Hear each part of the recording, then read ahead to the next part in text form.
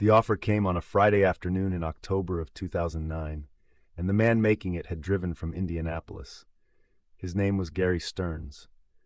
He was a land acquisitions director for Heartland Consolidated Agriculture, a corporate farming entity that had been assembling ground across central Indiana since 2006. He was 40 years old, well-dressed for a farm visit, carrying a folder that he set on the kitchen table of Paul Hendricks' farmhouse outside Covington, Indiana, with the deliberate care of someone who has made this kind of visit many times and understands that the folder is part of the presentation. Paul was 53 years old. He had been farming 840 acres in Fountain County since 1988. He sat across the table and looked at the folder, and then at Gary Stearns and said, "What's in it?" Gary opened it and walked Paul through the offer. $1,200,000 for the land, the buildings, and the operation as a going concern. The offer included a leaseback provision. Paul could continue farming the ground for 3 years at below-market rates while he transitioned. The offer was clean, he said. No contingencies, no financing delays, cash close within 60 days. Paul looked at the number. He looked at the leaseback provision. He looked at Gary Stearns.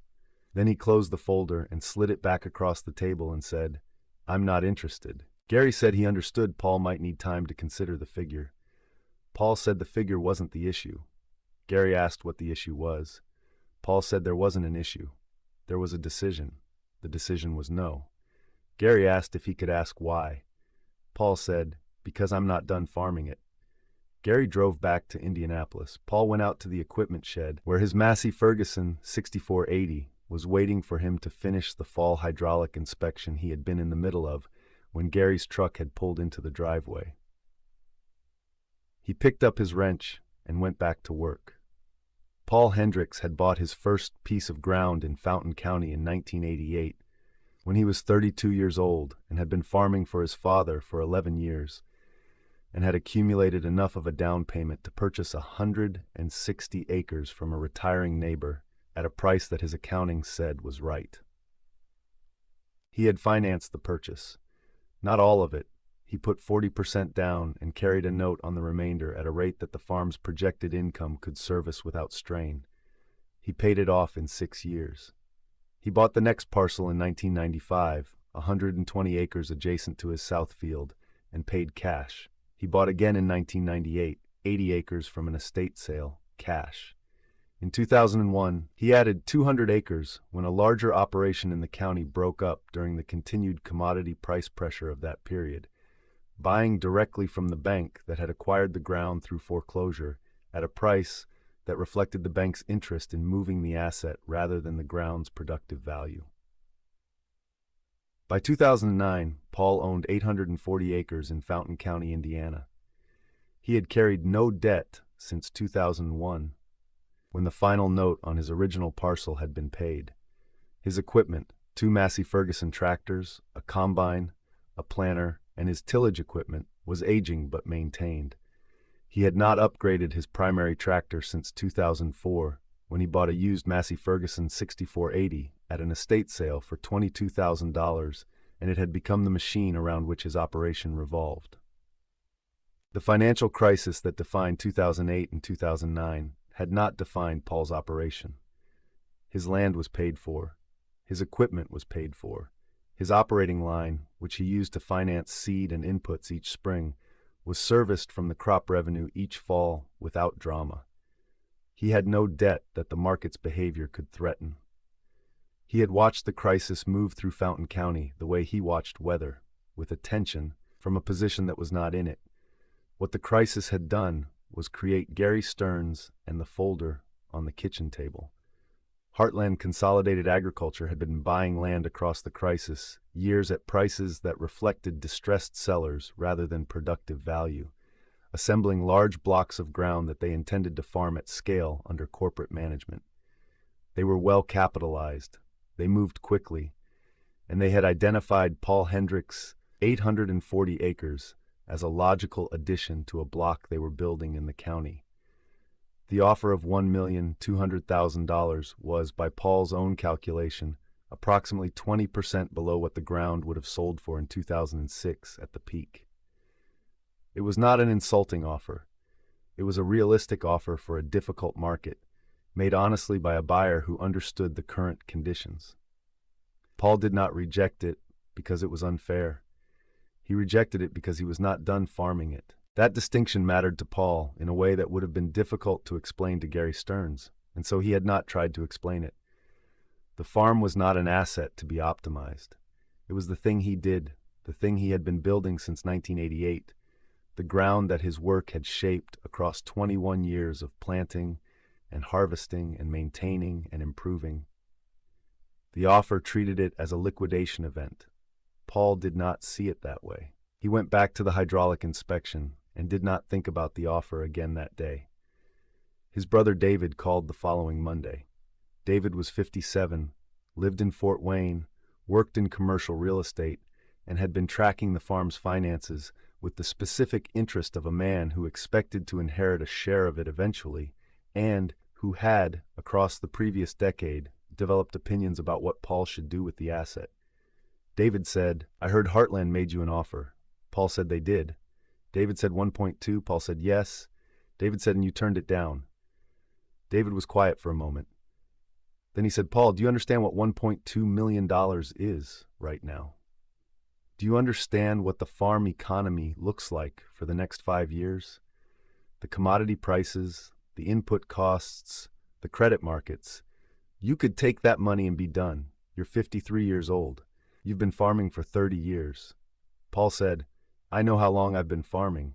David said, "Then you know it's time to think about what comes next." Paul said, "What comes next is the spring planting."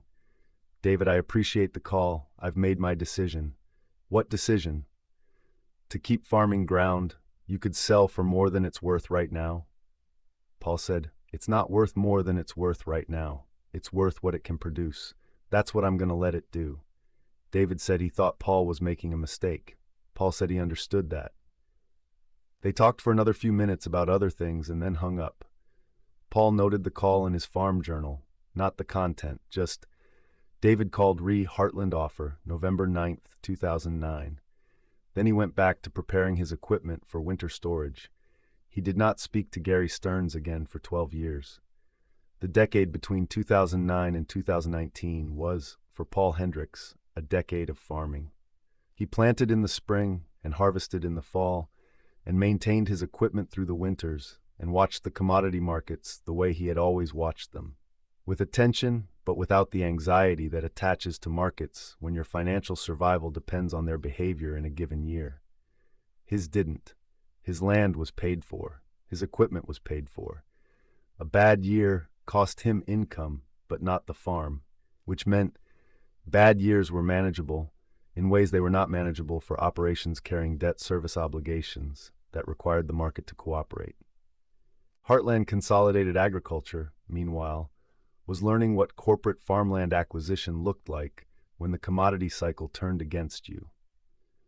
The ground they had assembled across Indiana at crisis prices in 2008 and 2009 was productive at the commodity levels of 2010 and 2011, and less so, in the financial sense, not the agronomic one, when corn prices fell back in 2014 and 2015.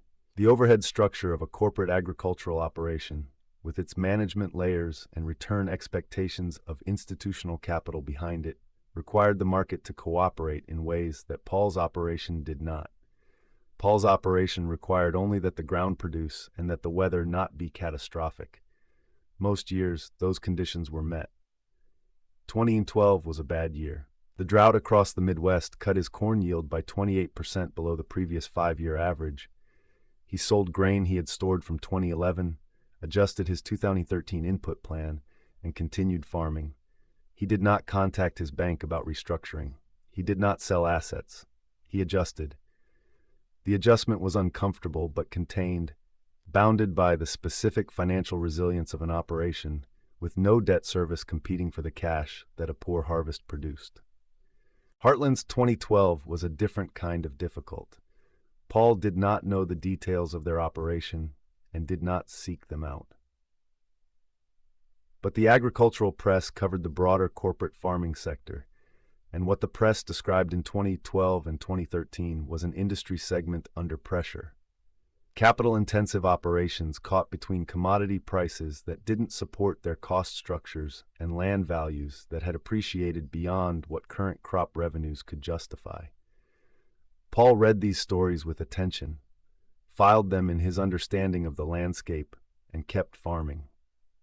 2015 was a good year. Corn prices had recovered from their 2012 lows and were still above the levels that made his operation comfortable.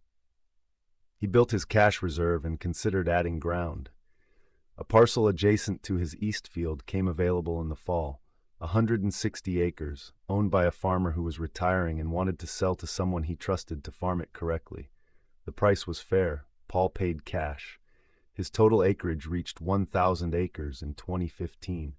He noted it in the Farm Journal, October 14, 2015, 1,000 acres, no debt outstanding.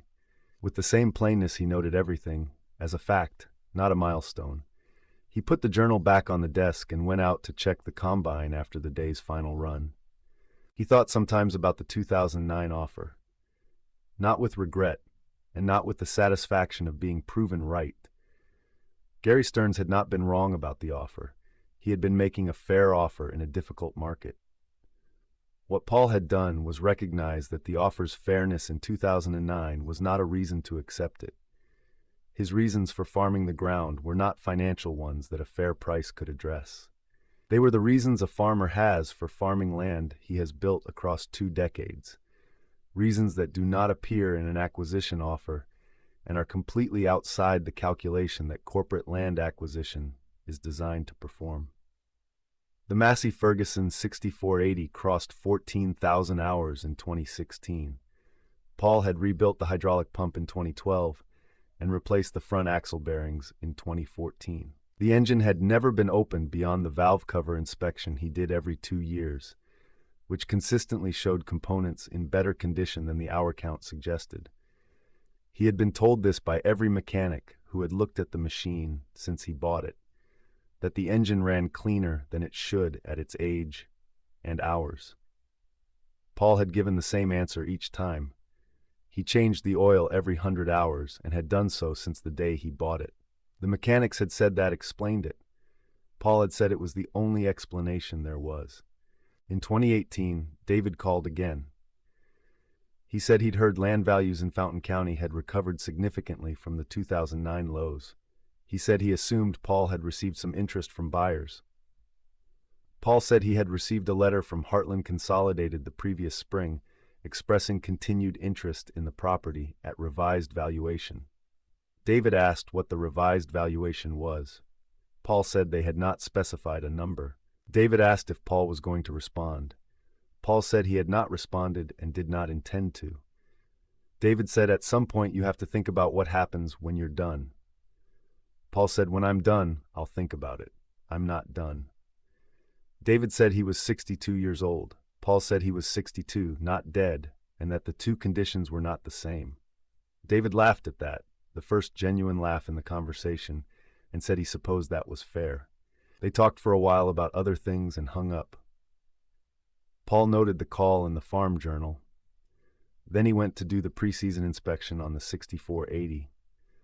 The letter from Heartland Consolidated Agriculture arrived in March of 2021. It was addressed to Paul personally, signed by Gary Stearns, whose title had changed since 2009.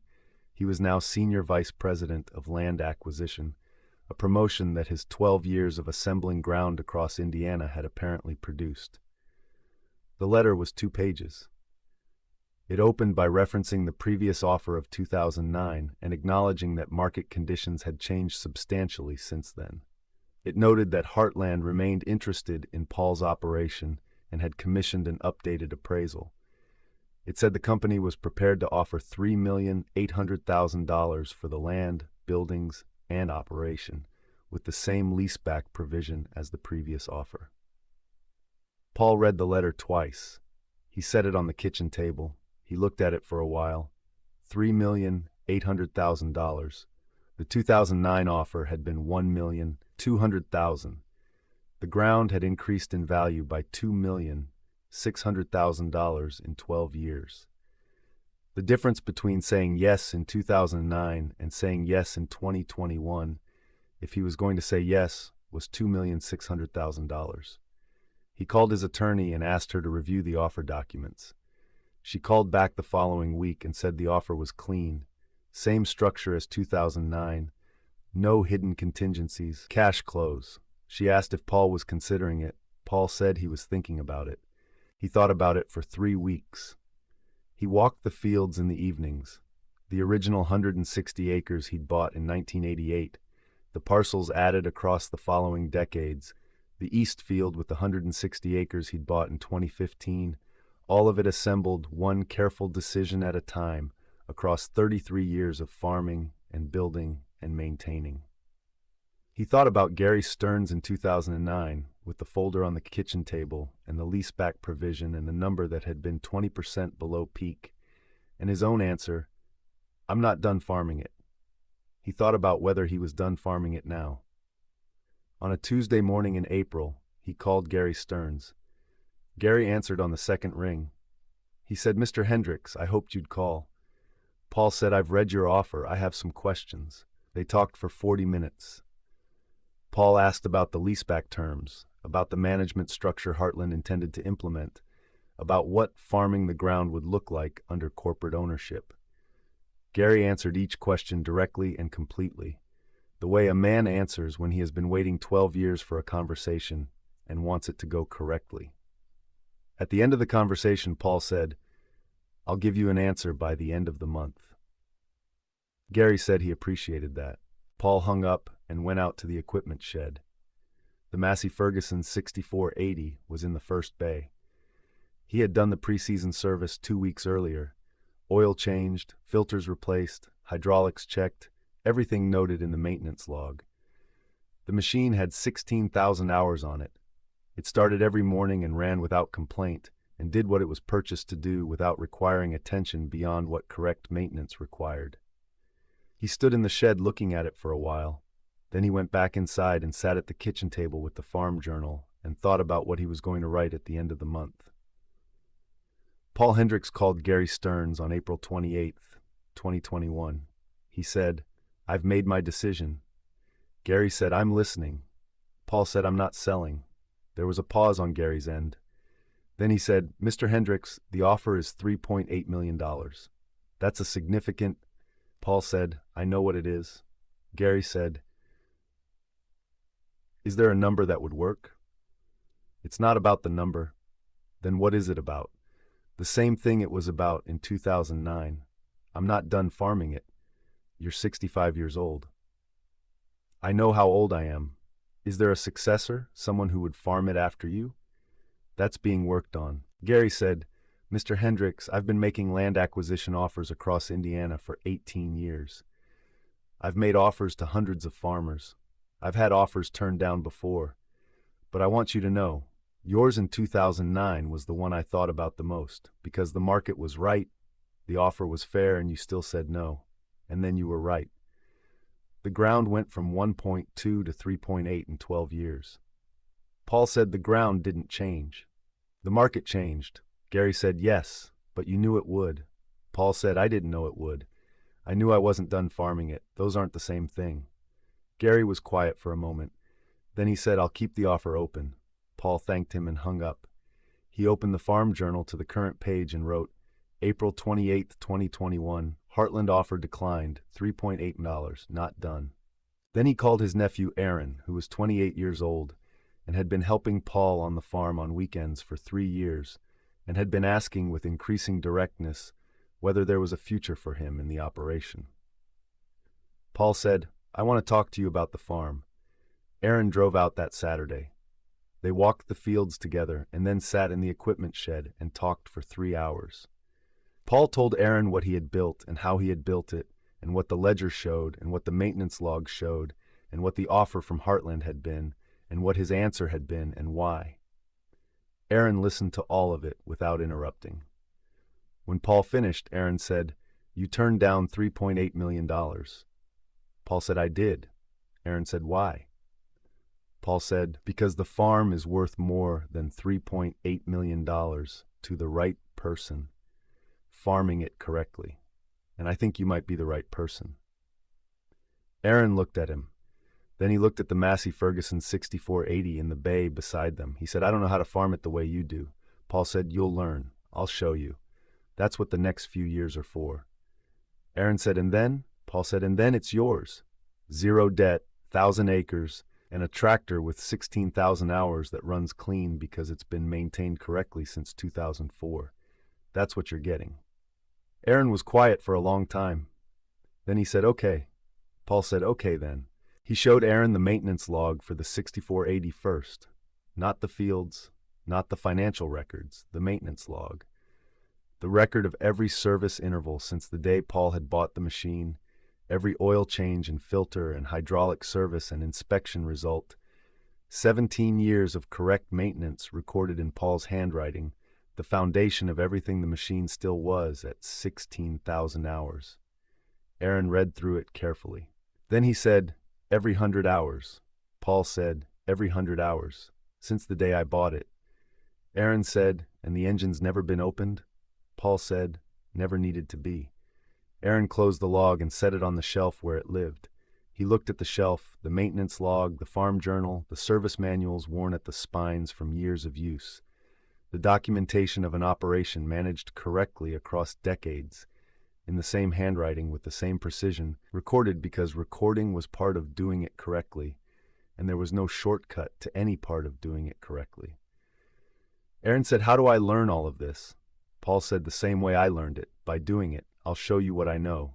You'll figure out the rest." Aaron said, "How long did it take you?" Paul said, 33 years. "You'll have a head start." Outside, the May fields were ready. The Massey Ferguson was fueled and greased and waiting for the season. The 1,000 acres that Paul had assembled, one careful decision at a time, were there, paid for, ready to be farmed by a man who was beginning to understand what correctly meant and had the time and the teacher and the ground to find out. Heartland Consolidated Agriculture's offer remained open at $3,800,000. Paul had not changed his answer and did not intend to. The offer was fair, and the answer was still no, and the reason was still the same one it had been in 2009 when Gary Stearns had driven from Indianapolis with a folder and a number, and Paul had slid the folder back and said he was not done farming it. He was not done farming it. And now, neither was Aaron. The Massey Ferguson 6480 started every morning. The maintenance log was on the shelf. The Farm Journal had the entry from April 28th, offer declined, $3.8 million not done. Beside the entry from November 2009, offer declined, $1.2 million not done. And all the entries in between, 33 years of seasons, recorded in the same handwriting on the same shelf in the same farmhouse where Gary Stearns had set his folder on the kitchen table and Paul Hendricks had slid it back. The ground was there. The work continued. That had always been the whole story.